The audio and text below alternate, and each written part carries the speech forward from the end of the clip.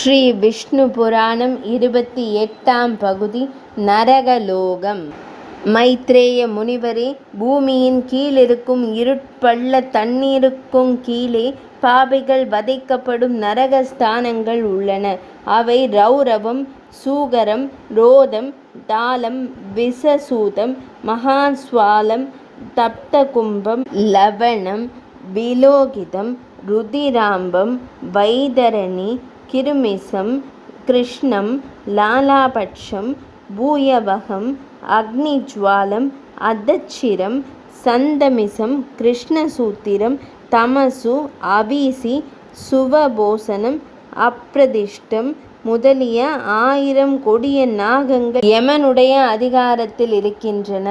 இதில் ரௌரம் குரு என்ற மிருகத்தினால் துன்புறுத்தும் இடம், சூகரம் பன்றிகளால் பீடிக்கப்படும் இடம், ரோதம் அசைய ஒட்டாமல் நிறுத்தப்படும் இடம், தாளம் பனை மரத்தினின்று விழச் செய்வது அதன் மட்டைகளால் அறுக்கப்படும் இடம், விசநாசம் கைவாளால் அறுக்கும் இடம், மகாஜ்வாலம் பெருநெருப்பு, தப்த கும்பம் காய்ச்சிய எண்ணெய் குடம், லவணம் அறுத்து அறுத்து காய்ச்சி உப்பிடுவது, விலோகிதம் உதிரத்தை உரியும்படி செய்வது, ருதிராரம்பம் காய்ச்சிய இரத்தத்தில் போகுமிடம், வைதரணி கடப்பதற்கு வருத்தமான 6 கிருமிசம் புழுக்கள் துளைக்கும் இடம், கிருமி போஜனம் புழுக்களை தின்னும் இடம், கிருஷ்ணம் நெருங்கின இரும்பு முட்கள் மேலே நடக்கச் செய்யும் இடம், தாருணம் சகிக்கத்தகாத குளிராயிருக்கும் இடம், சந்தமிசம் சந்தமிசினி என்ற ஆயுதத்தால் நாக்கை பிடுங்கும் இடம், கசிபத்திரபனம் நாற்புறமும் கொடிய கத்திகளை நாட்டி நடக்க வைக்கும் இடம், பூயவகம் அதிக துர்க்கந்தமாய் நிமிஷமும் பொறுக்கக்கூடாத இடம், கிருஷ்ணசூத்திரம் சக்கரத்தில் ஏற்றி கால் விரலில் ஒரு கயிற்றை மாட்டி உடலெல்லாம் ஒன்றாகும்படி இறுக கட்டி அறுக்கும்படியான இடம். இந்த பாவிகளுக்கு ஆயுத பயம், ஜந்து பயம் முதலிய சகலவிதமான பயங்களும் உண்டு. அவற்றினுள்ளே விழுகிற பாவிகளுக்குள் பொய் சாட்சி சொல்பவன், பட்சபாதத்தினால் விவகாரத்தில் அநியாயமாய் பேசுவோன், பொய் சொல்வோன் ஆகியோர் ரௌரவ நரகத்தில் வீழ்கின்றனர். சிசுவை கொல்வோர், பட்டணத்தை அழிப்போர், பசுக்களை கொல்வோர், மூர்ச்சை திணற வைப்போர், ரோதமடைவோர், மத்தியபானம் செய்வோர், பிரம்மஹத்தி செய்வோர், பொன்னை திருடுவோர் இவர்களோடு சேர்ந்தவர்களும் சூக்கர நரகத்தில் வீழ்வார்கள். அரசனை கொல்வோன், வைத்தியனை கொல்வோன், குருவின் மனைவியோடு கூடி மகிழ்பவன், உடன் பிறந்தாளை சேர்ந்து இன்புறுபவன், அரசரின் ஊழியரை கொல்வோன் ஆகியோர் தப்த கும்பம் என்னும் நரகத்திற்கு இரையாவார்கள். மனைவியை விற்போன், தன்னிடம் அன்பாக இருப்பவனை கைவிடுவோன், அடைக்கலம் புகுந்தவனை அடித்து விரட்டுபவன் முதலானவர்கள் தப்த லோகத்திற்கு ஆளாவார்கள். மகள், மருமகள் முதலானவரோடு புணர்கின்றவன், குருவை அவமதிப்போன், கோபித்து திட்டுபவன் முதலானவர்கள் மகாஜ்வால நரகத்தை சேர்வார்கள். தேவதூஷணை செய்பவனுக்கும் புணரக்கூடாத பெண்களோடு புணர்கிறவனுக்கும் லவணம் என்னும் நரகம் கிடைக்கும். திருடனுக்கும் உலக ஒப்புரவை அளிப்பவனுக்கும் விலோமம் நேரிடும். தேவதூஷனை, பிராமண தூஷனை, பித்ரு தூஷனை செய்பவனும், உத்தம வஸ்துக்களை தூஷிப்பவனும், பிறருக்கு தீங்கு செய்வோனும், சூன்யம் வைப்பவனும், கிருமிசம், கிருமி பட்சம் என்பவற்றில் விழுவார்கள். பித்துர்களையும் அதிதிகளையும் விட்டு முன்னதாக உண்பவனும், வேடர் முதலியோருக்கு அம்புகள், கத்திகள் முதலிய ஆயுதங்களை செய்து கொடுப்பவர்களும் விசசனத்தை சேர்வார்கள். அயோக்கியர்களிடத்தில் தானம் ஏற்போர், வைதீக கர்மங்களுக்கு தகாதவனுக்கு அவற்றை செய்விப்பவர், ஜோதிட நூலை உணராமல் பயன் சொல்வோன் ஆகியோர் அதோமுகத்தில் வதைக்கப்படுவார்கள். சாகசம் செய்பவனுக்கும், பிறருக்கு கொடுக்காமல் தான் ஒருவனே நல்ல வஸ்துவை புசிப்பவனுக்கும் பூயபக வேதனை உண்டாகும். பூனை, கோழி, ஆடு, நாய், பன்றி, பறவைகள் முதலியவற்றை எப்போதும் மிகவும் கொஞ்சி வளர்ப்பவனும் அந்த நரகத்தையே அடைவான்.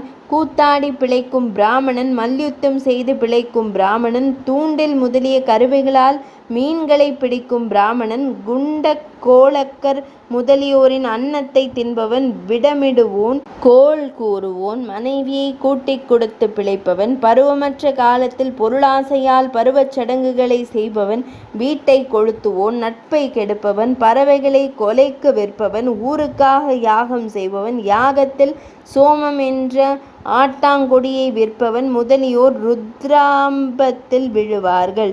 யாகத்தை அழிப்பவர், ஊரை அழிப்பவர் முதலியோர் வைதரணி நரகத்தை அடைவார்கள்.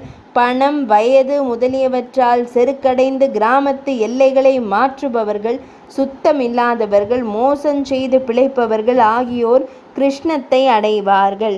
வைதீக உபயோகம் இல்லாமல் வீணாக பலாசு முதலிய மரங்களை வெட்டுபவர்கள், ஆடுகளை விற்பவர், மிருகங்களை கொன்று திரிகின்றவர் முதலியவர்களும் அக்னி ஜுவாலத்தில் பிரவேசிப்பார்கள். கொளுத்தக்கூடாத பாண்டம் முதலியவற்றில் தீயிடுகின்றவனும் அதிலேயே சேருவான். விரத லோபம் செய்பவன், தனக்குரிய ஆசிரம தர்மத்தை விடுவோன், சந்தமிசத்தில் வீழ்ந்து வேதனைப்படுவான்.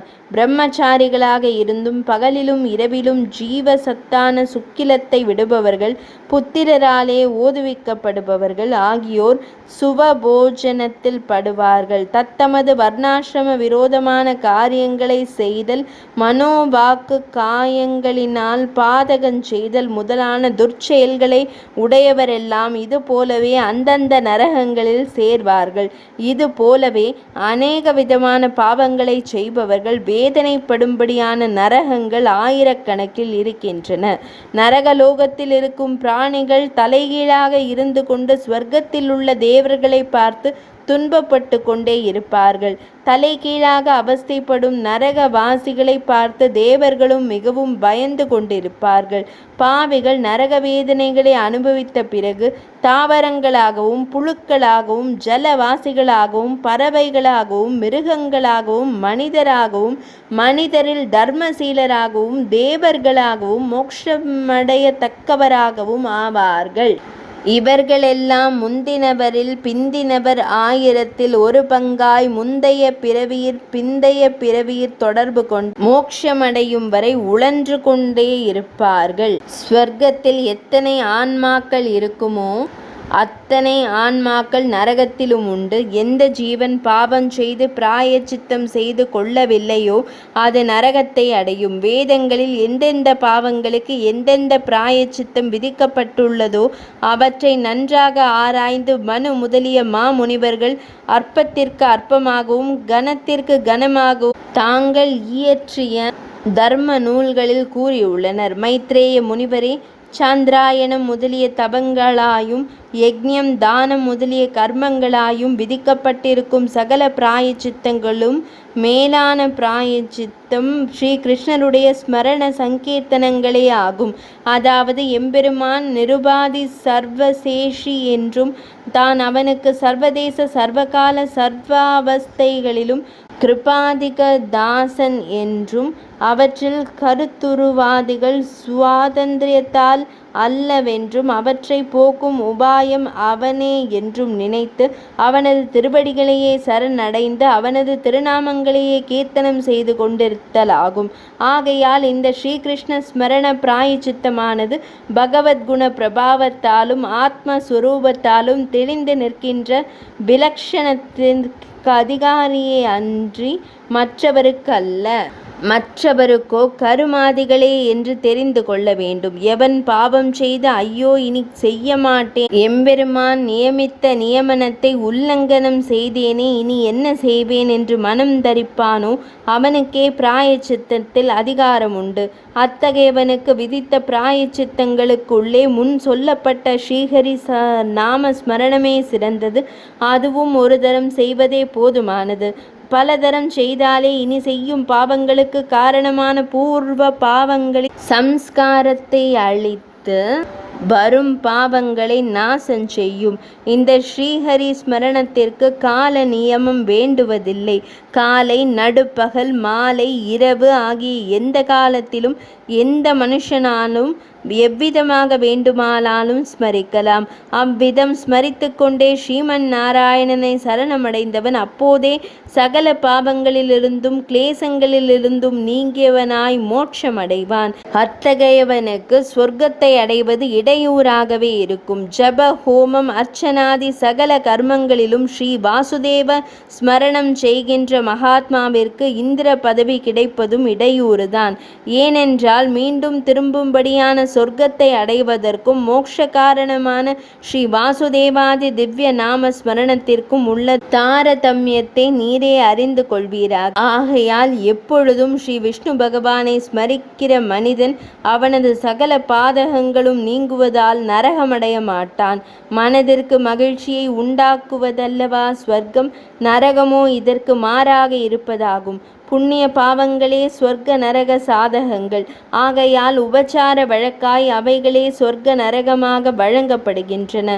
மேலும் ஒரே வஸ்து புருஷ பேதத்தால் சுக ஹேதுவாகவும் துக்க ஹேதுவாகவும் பொறாமை கோபம் முதலியவற்றுக்கு காரணமாகவும் இருக்கிறது. மேலும் ஒருவனுக்கு ஒரே வஸ்து காலதேச அவஸ்தா பேதத்தால் ஒரு முறை சுகஹேதுவாகவும் மற்றொரு முறை துக்க ஹேதுவாகவும் கோபானுகிரக ஹேதுவாகவும் ஆகின்றது. ஆகையால் இது சுகம் இது துக்கம் என்று ஒரு வஸ்துவை நிர்ணயித்து சொல்லக்கூடுவதில்லை. கர்மவசமான மனோவிருத்தி பேதத்தினாலே வஸ்துக்களில் சுக துக்காதி சொரூபம் உண்டாவதை பற்றி பகவத் பிராப்தியாகிற மோட்சத்தை தவிர மற்ற எல்லா நிருபாதிக சுக ரூபமாகவும் ஸ்திரமாயும் இராமையினால் ஸ்வர்காதிகளும் இடையூறாகும்.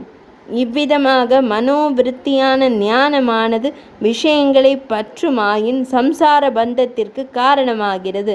அப்படி பற்றாமல் இருந்தால் பிரம்ம பிராப்திக்கு காரணமாகின்றது. ஆகையால் மோக்ஷங்களாகிய சகலமும் உண்டாகின்றன. மோக்ஷ சாதனமாகிய வித்தையும் பயனை கருதாமல் செய்யும் செயலாகிய அவித்யையும் ஞானத்தினாலேயே சாதிக்கப்படுபவை. மைத்ரேய முனிவரே, நீங்கள் கேட்டபடி பூமண்டல பாதாள நரகங்கள் மலைகள் நதிகள் சமுத்திரங்கள் ஆகியவை பற்றிய யாவையும் தங்களுக்கு சுருக்கமாக கூறினேன். இனி நீங்கள் எதை கேட்க விரும்புகிறீர்கள்?